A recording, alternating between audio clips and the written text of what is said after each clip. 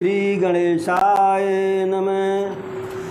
बंदौ तुलसी के चरण, जिनकीनौ जग काज। कलि समुद्र डूबत लख्यो, प्रगट्यो सत्य जहाज। लोकाभिरामं रणरंगधीरं, राजीवनेत्रं रघुवंशनाथं। कारुण्यरूपं करुणाकरन्तं, श्रीरामचन्द्रं शरणं प्रपद्ये। श्रीरामचन्द्रं शरणं प्रपद्ये। तो कल की कथा में वर्णन हुआ कि महाराज सत्यकेतु के बड़े पुत्र जो महाराजाधिराज बने प्रतापभान, वह शिकार करते हुए विंध्य पर्वत के घने जंगलों में पहुंच गए। और वहां पहुंचते पहुंचते उनको लगभग संध्या हो गया। बिल्कुल दिन भर से थके हुए थे, शिकार के पीछे प्यासे हुए थे। वहाँ न उनके साथ कोई सेना था, न कोई आगे पीछे, सिर्फ वह और उनका घोड़ा। प्यास से बिल्कुल व्याकुल थे। अरे खेद खिन्न क्षुधित तृषत, राजा बाजी समेत। खोजत व्याकुल सरित जल, और जल बिनु भयउ अचेत। खेद खिन्न क्षुधित तृषित। महाराज प्रतापभान को पछतावा भी हुआ कि जिसे बारह के पीछे हम दौड़े वह भी हाथ से निकल गया। तो इसकी खिन्नता थी, क्रोधित थे, भूख से व्याकुल थे, प्यास से व्याकुल थे महाराज प्रतापभान, और साथ ही उनका घोड़ा भी। खोजत व्याकुल सरित सर, व्याकुल होकर के यत्र तत्र नदी और तालाब का तलाश कर रहे थे। क्योंकि अरे जल बिन भयउ अचेत, क्योंकि प्यास के कारण वह अचेत हो गए थे। ठीक उसी समय अरे फिरत विपिन आश्रम एक देखा, और तह बस नृपति कपट कर बेसा। जासुदेश नृपलीन चढ़ाई, और समर सेन तजी गयउ पराई। व्याकुल इधर उधर भटकते हुए महाराज प्रतापभानु को एक आश्रम दिखाई पड़ा। तो उनको लगा कि जब आश्रम है तो आश्रम में कोई रह रहा होगा, कोई ऋषि मुनि। और जब कोई रहता है, यहाँ पे कोई है, तो जल अवश्य होगा। तो उस आश्रम पे जल की तलाश में गए महाराज। और वहाँ जैसे ही गए, अरे तह बस नृपति कपट मुनि बेसा। उस आश्रम में एक राजा कपटी मुनि के वेश में रहता था। और वह राजा कौन था? जासुदेश नृपलीन छड़ाई, और समर सेन तजी गयउ पराई। यह कपटी मुनि वही राजा था कि जिसके राज्य को महाराज प्रतापभानु जीत लिए थे। और वह राजा अपनी सेना को छोड़ करके युद्ध से भाग गया। उसने विचार किया कि यह समय जो चल रहा है, यह प्रतापभानु का समय है और हमारा कुसमय है। और जब समय विपरीत हो, परिस्थिति विपरीत हो, तो बहुत हाथ पैर नहीं मारना चाहिए, बहुत फड़फड़ाना नहीं चाहिए। क्योंकि रहीम जी का कथन है, अरे रहीमन चुप होई बैठिए, देख दिनन कर फेर। और जबनी के दिन आई हैं बनत न लगी है देर। जब अपना समय खराब हो तो प्रभु का नाम लेकर के चुपचाप बैठ जाना चाहिए, क्योंकि जब अच्छा दिन आने आएगा तो फिर परिस्थिति बदलते देर नहीं लगेगी। जो आज शत्रु का व्यवहार कर रहे हैं, अच्छा दिन आने पर वही मित्रवत व्यवहार करेंगे। यह सोच करके वह राजा मारे ग्लानि के, मारे अपमान के अपने राज्य में वापस नहीं गया और महाराज प्रताप भानु से स्वाभिमानी होने के कारण उनसे मिला नहीं और अपने ऋष को अपने अंदर जो है धारण कर लिया।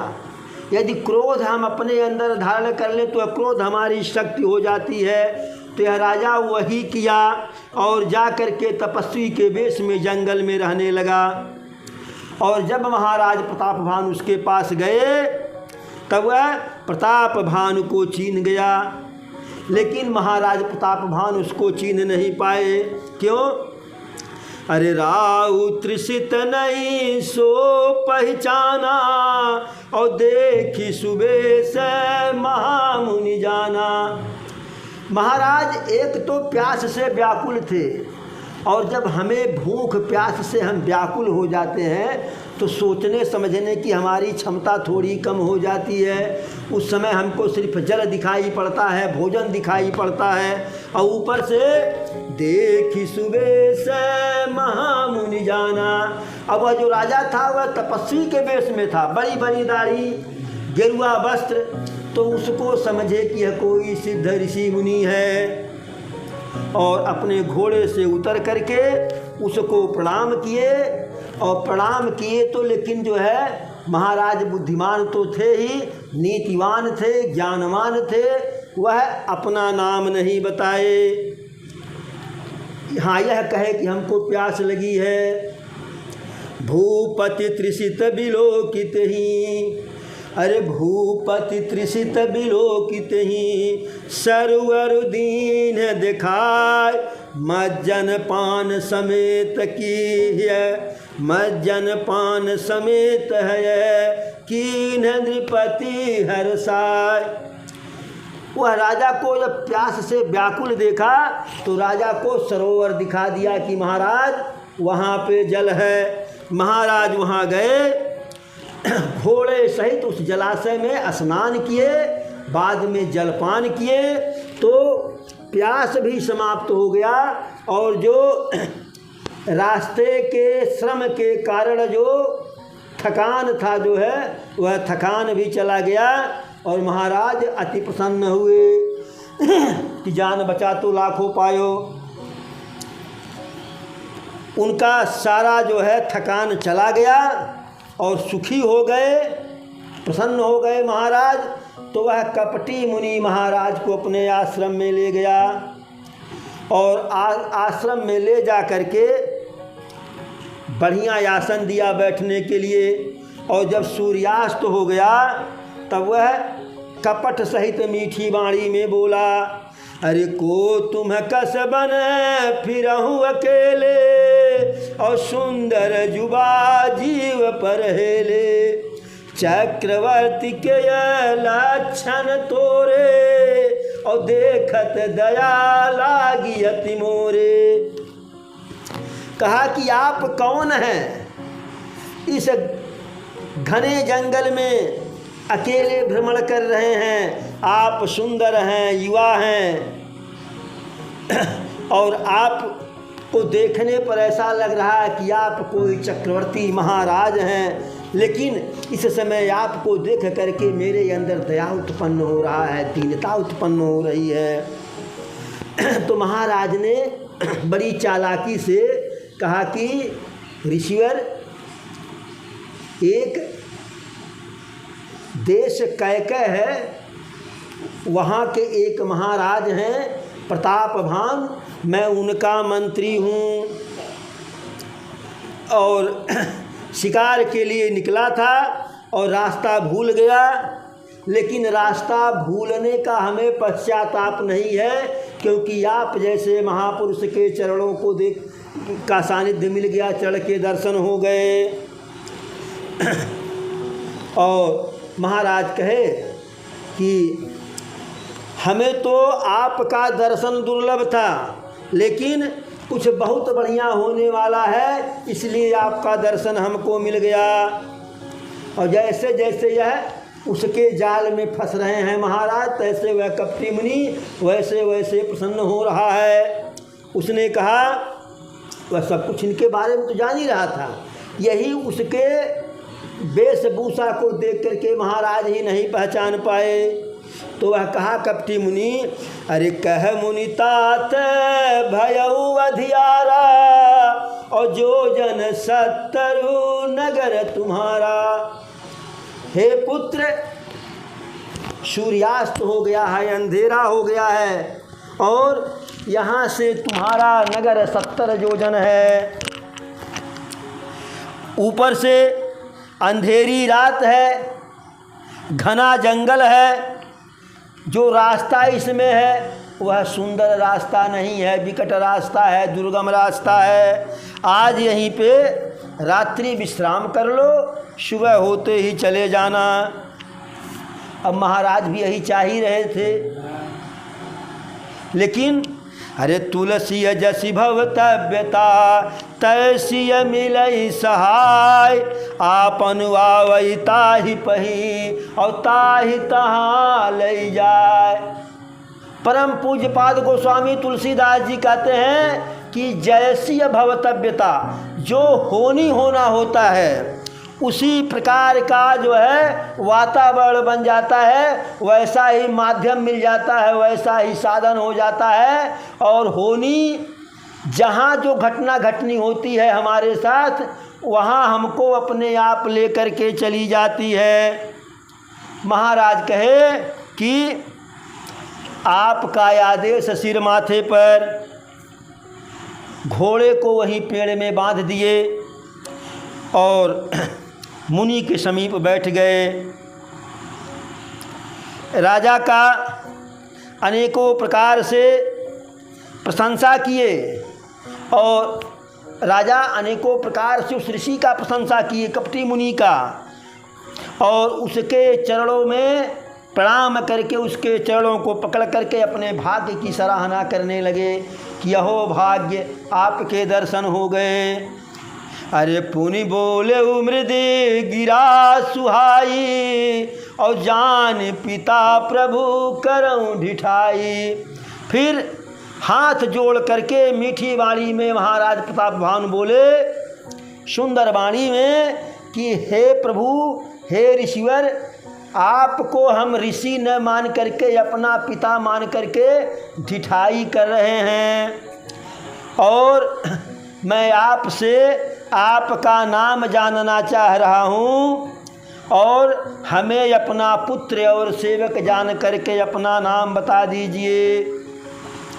अरे तेहि न जान नृप नृपहि सो जाना, और भूप सुहृद सोव कपट सयाना। राजा तो उसको जान नहीं रहे थे, लेकिन वह राजा को जान रहा था। राजा बिल्कुल शुद्ध हृदय के थे, निश्चल थे, और वह मुनि कपटी था, बहुत ही चतुर था, सयाना था। ऊपर से अरे बैरिय पुनि क्षत्रिय पुनि राजा, और छल बल कीन चहस निज काजा। एक तो वह शत्रु था इनका, और दूसरे क्षत्रिय था, और ऊपर से राजा था। अगर बैरी हो और बैरी जाति का क्षत्रिय हो, उसमें भी राजा हो, तो समझिए कि वह जैसे ही अवसर पाएगा हमें माफ़ नहीं करेगा। अब वह छल के कारण अपने सारे कार्यों को सिद्ध करना चाह रहा था। अपने जब वह राजा था कपटी मुनि, उस समय के अपने राज सुख को याद किया। आहा, जब मैं राजा था तो हमारे भी अगल बगल नौकर चाकर थे, बढ़िया बढ़िया मिष्ठान, बढ़िया बढ़िया भोजन, मुलायम वाला गद्दा जो है, सबको याद किया। और याद करते ही अरे अवाय अनलई व सुल गई छाती, उसका कलेजा कुम्हार के यावा की तरह से दहकने लगा। बहुत ही सहज वाणी में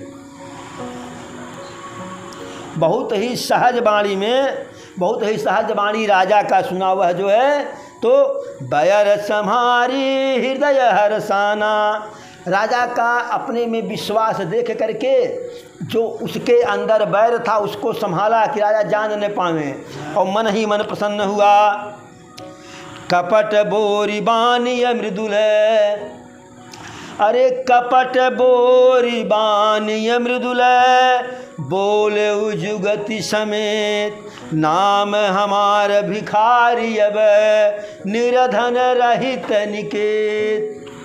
बारीक बतिया देते, कहा कि जरतबा शायद हो, जरतबे, कहा कि वह कपट पूर्वक मीठी वाणी में बोला, युक्ति के साथ, जुगती के साथ बोला कि मेरा नाम भिखारी है और मैं अब निर्धन हूँ, मेरे पास न घर है न कुछ है, अकेले रहता हूँ। तो महाराज कहे कि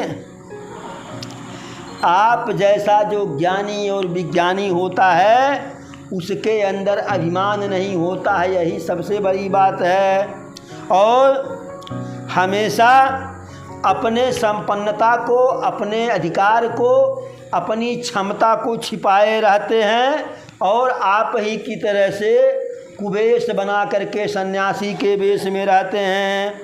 अरे तेहि तय कहीं संत श्रुति टेरे, परम किंचन प्रिय हरि केरे, तुम सन यधन भिखारी अगेहा, अहोत बिरंचिय शिव संदेहा।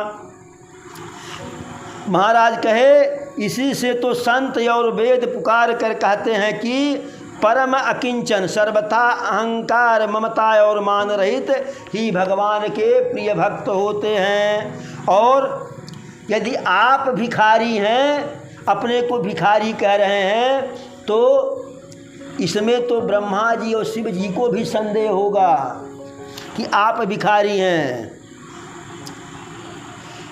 अरे जोशी सोशी तव चरण नमामि, और मोह पर कृपा करिए अब स्वामी, कि आप जो हैं सो हैं। महाराज कहे कि हे प्रभु, हे ऋषिवर, आप जो हैं सो हैं, उससे हमारा कोई मतलब नहीं, हम आपके चरणों के सेवक हैं, आपके चरणों में नमस्कार करते हैं, और अब आप मुझ पर कृपा कीजिए। जब राजा का सहज प्रेम जो है अपने प्रति देखा और अपने ऊपर अथाह विश्वास देखा, राजा को हर प्रकार से अपना बना लिया, तब अत्यधिक प्रेम पूर्वक बोला, सुन सती भाऊ कहूँ मैं पाला, और यहाँ बसत बीते बहुकाला। कहा कि हे महाराज, आपके सत्य भाव को देख करके मैं आपसे कह रहा हूँ, यहाँ बसते, यहाँ रहते हमें बहुत काल हो गया, बहुत लंबा समय बीत गया।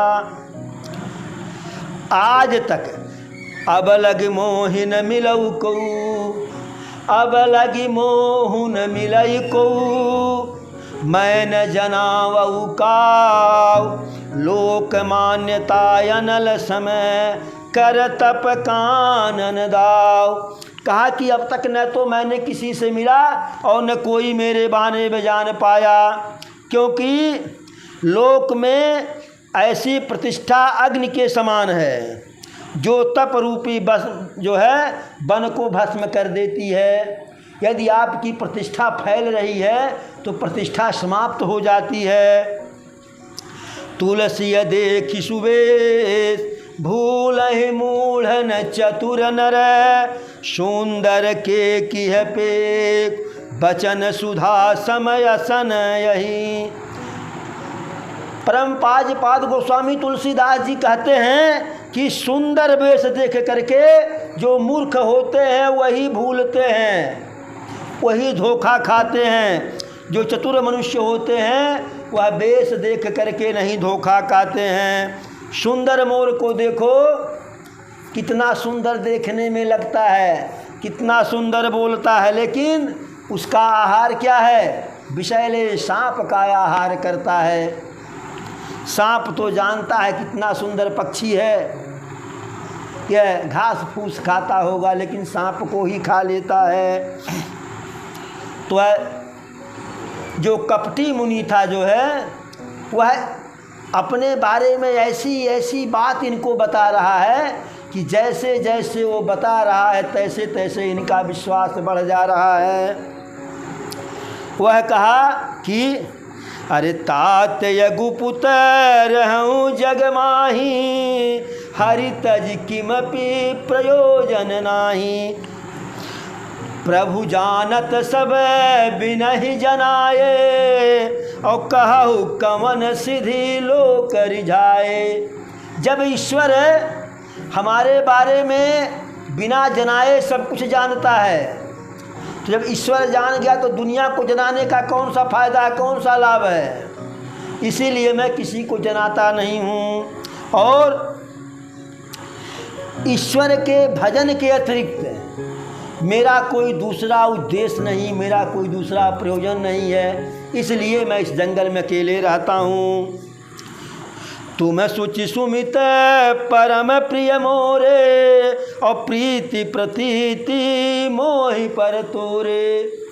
तुम्हारे जैसे सरल हृदय वाले, सुंदर बुद्धि वाले हमें प्रिय लगते हैं, और तुम्हारे ऊपर जो है हमारी विशेष प्रीति है। अब तम तात दुरावऊँ तो ही, और दारुण दोष घटई अति मोही। कहा कि आप हमारे ऊपर इतना अधिक विश्वास कर रहे हैं, यदि अब मैं आपसे कोई छिपाव करूँगा तो मुझे बहुत बड़ा दोष लगेगा, बहुत बड़ा पाप का भागी होऊंगा, इसलिए मैं अब तुमसे कुछ नहीं छिपाऊंगा। तो बताया, अरे जिमि जिमि तापसु कथई उदासा, और तिमि तिमि नृपहि उपज विश्वासा। जैसे जैसे वह कपटी मुनि अपने बारे में गड़गड़ करके बता रहा है, चिकनी चुपड़ी बातें कर रहा है, तैसे तैसे महाराज का उसके प्रति विश्वास पैदा होते जा रहा है। और कहा क्या? अरे नाम हमारे एक तनु भाई, और सुनि नृप बोले पुनि सिरुनाई।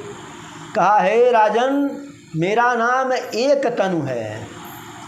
तो महाराज एक तनु नाम सुन करके फिर हाथ जोड़ करके चरणों में सिर उसके झुका नवा करके कहे कि प्रभु अपने नाम का अर्थ हमें अपना सेवक जान करके बताइए।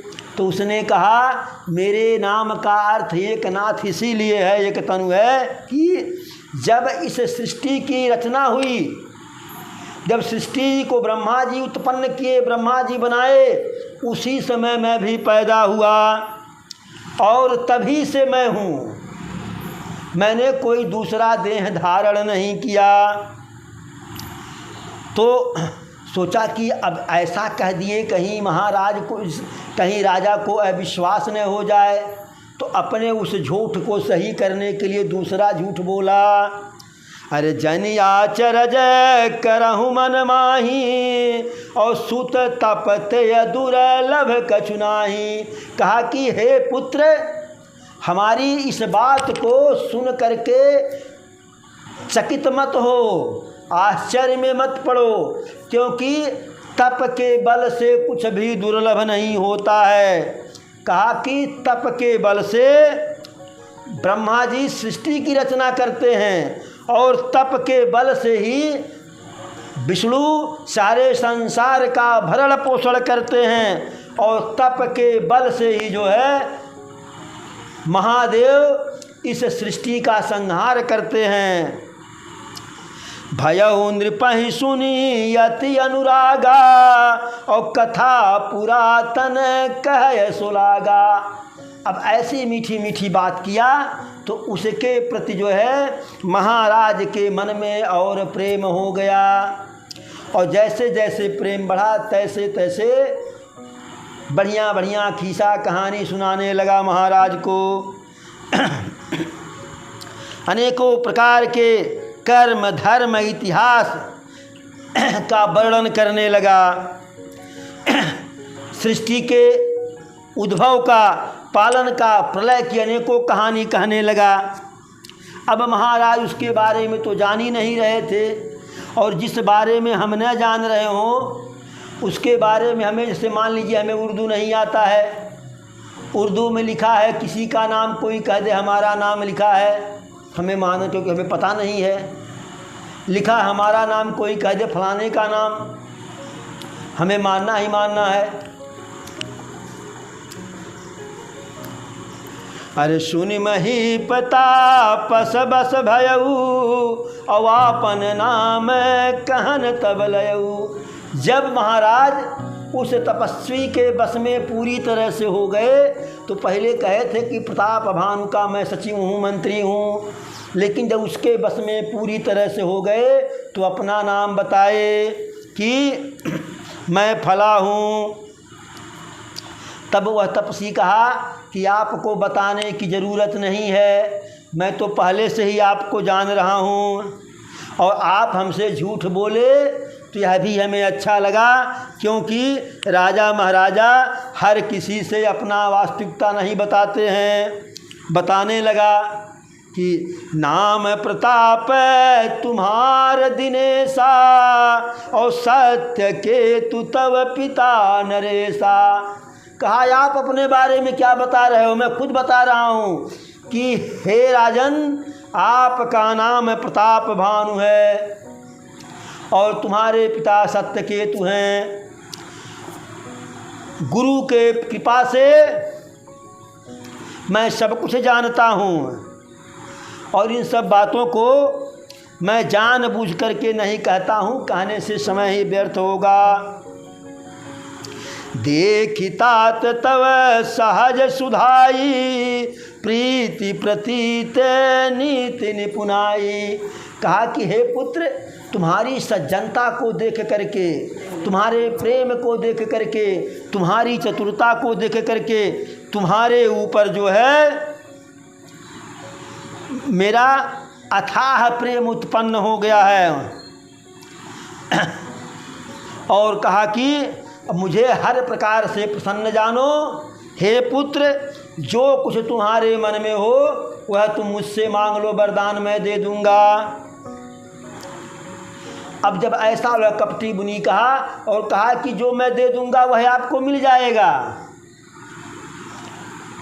सोचा कि यह मांगे तो देना अभी है, मिलना बाद में है, और कहाँ इनसे हमारा संबंध है कि नाराज़ हो जाएंगे। ये तो पहले हमको बेघर कर दिए हैं। भाई, अगर हमें यह कहना आपसे हमारा कोई विशेष संबंध न हो कि कल को आप कहें कि बाबू आप हमसे झूठ बोले हो, तो आज कह दें कि भाई साहब हम आपको जो है साल भर बाद 50,000 रुपया देंगे और वापस नहीं लेंगे। तो कहे आज है, देना साल भर बाद है। साल भर तो आप हमसे प्रसन्न रहेंगे न, साल भर बाद नाराज़ हो जाओ। तो वह यही सोचा कि देना तो आज है, इनको खुशियाज करना है, परिणाम तो 6 महीना बाद सामने आएगा, तब तक हमारा काम हो जाएगा। जब ऐसा वह कहा तो महाराज प्रताप भानु बिल्कुल प्रसन्न हो गए और उसके जो है दोनों पैरों को पकड़ करके विनती करने लगे। कहे कि हे कृपा निधान, आपके दर्शन से हमारे पास चारों पदार्थ है। चारों पदार्थ क्या? धर्म अर्थ काम मोक्ष, इसकी हमें चिंता नहीं है। हे प्रभु, फिर भी आप प्रसन्न हैं तो आपसे मैं एक कठिन वरदान मांग रहा हूँ। कहा बोलिए। तो महाराज कहे, जरा मरण दुख रहित तनु, समर जितय जन को, एक छत्र रिपुहीन मही, राज कलप सतु हो। यही देखिए, कपटी मुनि का संगत पढ़ते ही इनका विचार गलत हो गया महाराज का। कहे कि जरा मरण, जरा मरण, तन जरा मरण दुख रहित तन, यानी मेरी शरीर वृद्ध न हो, मृत्यु मुझे न आवे और दुख न हो, तो जो जन्मा है उसकी मृत्यु तो होनी ही होनी है। ऐसा वरदान क्यों मांग रहे हो भाई? यही लेकिन कुसंगत का फल है। महाराज इतने विद्वान, इतने धर्मवान, इतने नीतिवान, ऐसा वरदान मांग रहे हैं कि बुढ़ापा न आवे। अरे भैया, जन्म हुआ तो मरण होगा, बाल्यावस्था का भोग किए तो वृद्धावस्था भी आएगी। ऐसा मन में अभिलाषा आई ही क्यों? क्योंकि वह कपटी मुनि का संगत मिल गया था। फिर कहे दुख रहित तन। अरे दुख या सुख तो जीवन का साथी है। हरे मनवा, दुख तो जीवन की साथी है, दुख की चिंता क्यों सताती रे, दुख तो अपना साथी है, साथी रे। हरि काहे मनवा, हरि काहे मनवा, अरे दुख की चिंता क्यों सताती रे, हरे दुख तो अपना साथी रे। तो दुख तो साथी है, यदि दुख नहीं आवे तो कैसे हम जानेंगे कि सुख यह होता है। फिर कहे कि समर जितय जन कोई। अरे भाई ठीक है, आप महावीर हैं, लेकिन अकेले आप नहीं हैं ना, धरती पर एक से एक वीर है। हम बलवान हैं, ठीक हैं, लेकिन ये कहे सबसे बड़ा बलवान हम ही हैं, तो प्रभु तो जोड़ा सबका लगा देते हैं। फिर कहा एक छत्र रिपुहीन महि। अब कोई राजा कहे कि हमारे शत्रु न हो, तो असंभव है, क्योंकि राजा यदि आप राज्य कर रहे हैं तो शत्रु होगा, राज्य की सीमा बढ़ाएंगे तो शत्रु होगा, सीमा नहीं बढ़ाएंगे, अपने राज्य में संतुष्ट रहेंगे तो बाहर के लोग आक्रमण करेंगे तो शत्रु होगा। और राज कल्प सत हो, और 100 कल्प तक एक छत्र कंटक राज्य हो। ऐसा वरदान उससे मांगे, वह यही चाह ही रहा था। जैसे यह कहे कि बुढ़ापा न आवे, मृत्यु न हो, शरीर में कोई रोग न हो, और कोई हमें जीत न पावे, मेरा कोई शत्रु न हो, और 100 कल्पों तक एक छत्र राज हो, तैसे वह और प्रसन्न हुआ। कहा अरे कहता पस नृप यही सही होई, और कारण एक कठिन सुन सोई। काहे महाराज, जैसा आप चाह रहे हैं ऐसा ही होगा, लेकिन उसमें एक जो है समस्या है। कहा कि अरे कालऊ तु पद नाय सीसा, एक ब्रह्म कुल छाड़ी महिषा। कहा कि एक ब्राह्मणों को छोड़ दीजिए, ब्राह्मणों के अतिरिक्त काल भी तुम्हारे चरणों में आकर के शीश नवाएगा। आज वरदान दे दिया, काल जब आएगा तब न नवाएगा, नहीं नवाएगा तो काल तो अपना काम बना ही रहा है, ये तो झूठ पे झूठ बोल रहा है। कहा कि एक विप्र कुल छाड़ी महिषा, एक ब्राह्मण है कि जो आपके अधीन नहीं रहेंगे। क्यों? अरे तप बल विप्र सदा बरियारा, और तिनके ये कोपन को रखवारा। कहा कि अपने तप के बल से ब्राह्मण सदैव मनबड़ होते हैं, किसी से नहीं झुकते हैं, किसी से नहीं दबते हैं, किसी से नहीं डरते हैं, और उनके क्रोध से किसी को कोई बचा नहीं सकता है। और जब विप्रन बस करहु नरेशा, और तब तू बस विधि विष्णु महेशा। कहा कि यदि आप ब्राह्मणों को अपने बस में कर लो तो तुम्हारे अंडर में, तुम्हारे बस में ब्रह्मा विष्णु महेश भी हो जाएंगे। अब देखिए राजा की मति मारी गई।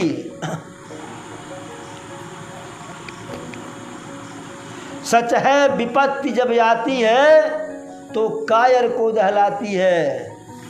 जब नाश मनुज पर छाता है तो पहले विवेक मर जाता है। जब आदमी का नाश होना होता है तो उसका ज्ञान विज्ञान विवेक समाप्त हो जाता है। जब उसने ऐसा कहा कि ब्राह्मण तुम्हारे बस में नहीं रहेंगे, तो ब्राह्मण को बस में करने वाली बात थी। अरे ब्राह्मण तो ऐसा होता है कि ब्राह्मण का कितना भी बड़ा हित कर दो, पैर पकड़ लो, ब्राह्मण आशीर्वाद दे देता है। महाराज नहीं सोच पाए, यही कहना ही था उनको कि महाराज आप ब्राह्मण की चिंता न कीजिए, हम ब्राह्मण का सेवा करके उनसे अभय पा जाएंगे। लेकिन वह कहा कि ब्राह्मण को बस में कर लो। ब्राह्मण बस में करने वाली बात है। अरे चलन ब्रह्म कुल सन बरियाई, और सत्य कहूँ दो भुजा उठाई। कहा कि ब्राह्मण कुल के सामने मन बढ़ाई नहीं चलेगा, मैं सही सही कह रहा हूँ, दोनों हाथों को उठा करके। तो राजा इतना तो जान ही रहे थे। अब वह कहा तो उसके बात पर विश्वास मान लिए। विप्र श्राप बिनु सुनु महिपाला, और तोर नाश नहीं कवन उकाला। यदि ब्राह्मण श्राप नहीं देगा तो तुम्हारा किसी काल में नाश नहीं होगा। तो ब्राह्मण काहे ऐसा गलती करो कि ब्राह्मण श्राप दे भाई? अनावश्यक ब्राह्मण तो किसी को श्राप देगा नहीं, जब तक उसे आप कष्ट नहीं देंगे। और काहे ब्राह्मण को कष्ट दो कि वह श्राप दे। अब जो है महाराज उसके बात को सुन करके प्रसन्न हो गए। कहे कि हे महाराज, हे ऋषिवर, अब हमारा नाश नहीं होगा, क्योंकि तव प्रसाद प्रभु कृपा निधाना, और मो कहूँ सर्व काल कल्याणा। कहा कि हे कृपा निधान प्रभु, आप कृपा से मेरा सब कल्याण होगा। एवमस्तु कही कपट मुनि, बोला कुटिल बहोर। एवमस्तु कही कपट मुनि, बोला कुटिल बहोर। मिलब हमार भुला बनिज, कहु तह महिन खोर। कहा कि दोबारा बोला, कहा एवमस्तु, फिर कहा दोहरौनी बोला दोबारा कुटिलता से, छल के साथ, कि जो हमसे आपका मुलाकात हुआ है, इस मुलाकात की चर्चा कहीं मत करना। यदि चर्चा करोगे तो आपका नुकसान होगा, तो हमें दोष मत लगाना। क्योंकि जान रहा था कि जैसे यहाँ से जाएंगे और जब चर्चा करेंगे, जंगल में एक बहुत बढ़िया ऋषि मिल गए थे, बहुत पहुँचे हुए, तो लोग कहेंगे अरे वो ऋषि नहीं है, वो तो आपका शत्रु है, तो सारा भेद खुल जाएगा। इसलिए कहा कि किसी से चर्चा मत करना, और चर्चा करोगे तो आपका हित हो जाएगा, तो हमें दोष मत देना। कहा कि इसलिए मैं आपको वर्जित कर रहा हूँ, मना कर रहा हूँ। यदि ऐसा कहोगे, किसी से चर्चा कर दोगे हमारे बारे में, तो तुम्हारा नुकसान हो जाएगा। 2 कान हमारा, 2 कान आपका। इस 4 कान के अलावा यदि 6ठे कान के में यह हवा बात गई जो है, तो तुम्हारा जो है हर हालत में नाश हो जाएगा। फिर बोला, अरे यह प्रगट यथवा दुज श्रापा, और नाश तोर सुनु भानु प्रतापा। कहा कि तुम्हारा नाश कभी होगा, चाहे इस बात का कहीं चर्चा करो या ब्राह्मण के श्राप से, अन्य कोई दूसरे कारण से तुम्हारा नाश नहीं होगा। चाहे ब्रह्मा विष्णु महेश भी तुम्हारे ऊपर क्रोधित हो जाएं। तो उस कपटी मुनि के पैर को पकड़ लिए महाराज, और कहे प्रभु बात तो सत्य है, लेकिन ब्राह्मणों के क्रोध से कोई बचा नहीं सकता है। महाराज कहे, राखई गुरु जब कोप विधाता, और गुरु विरोध नहीं को जगत राता। कहा कि यदि ब्रह्मा भी क्रोध करें तो गुरु बचा लेते हैं, पर गुरु के विरोध करने पर संसार में कोई नहीं बचा सकता। इसलिए आप हमारे गुरु हैं, यदि हम आपकी आज्ञा के विपरीत चलेंगे तो हमारा नाश हो जाए, हमें कोई चिंता नहीं है।